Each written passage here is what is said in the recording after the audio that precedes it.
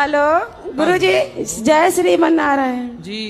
मुझको तो ये लगता कि प्रभु मुझे इतना दे कि मैं अपने देश में आपकी कथा करा सकूं। प्रभु, कौन से देश से हो? मैं कानपुर से हूँ। कानपुर तो कानपुर कौन से देश में है? कानपुर देहात रसूलाबाद से हूँ गुरुजी।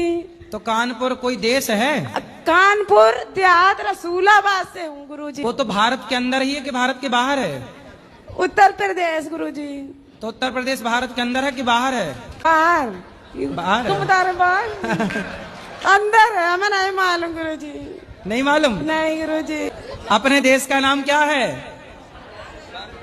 कानपुर देहात, हम रसूलाबाद से आए हैं गुरुजी, हम बस इतना ही जानते हैं। अच्छा, अपने देश का नाम है भारत। भारत देश। और भारत का ये उत्तर प्रदेश एक राज्य है।